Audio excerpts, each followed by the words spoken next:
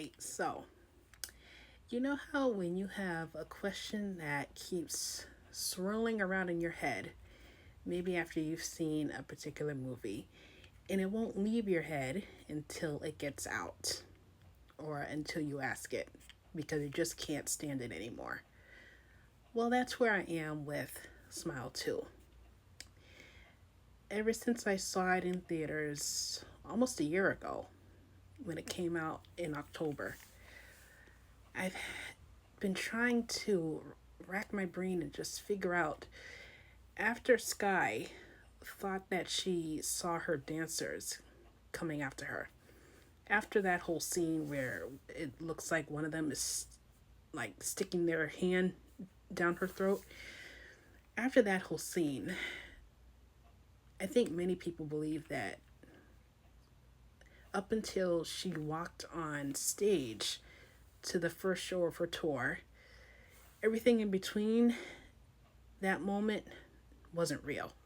And I just kept thinking to myself, month after month, week after week, if everything between that moment and when she got on stage wasn't real, then what in the heck was she actually doing?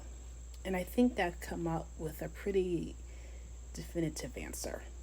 I believe that Skye's mom, Elizabeth, probably found her unconscious in her apartment because she probably got worried when Skye wasn't answering her cell phone. She probably found Skye unconscious, dehydrated, took her to the hospital. They spent some time there. Skye more than likely got discharged from the hospital after she probably convinced her mom and whoever else from her team was there that everything was all right, she was good to go. Then I think she was actually being driven to whatever venue it was for the first night of her tour, and she was probably getting into one of those like boxes that pop stars get into that brings them out onto the stage. But in her head, it looked like she had met Morris at that abandoned pizza place.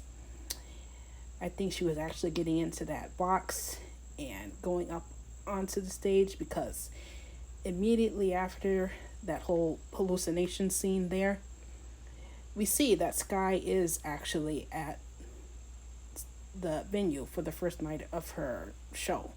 And I believe that instead of meeting Morris like she thought, Skye was probably just thinking about how she wishes she could have followed through with his method of getting rid of the curse and really kicking herself over not following his advice.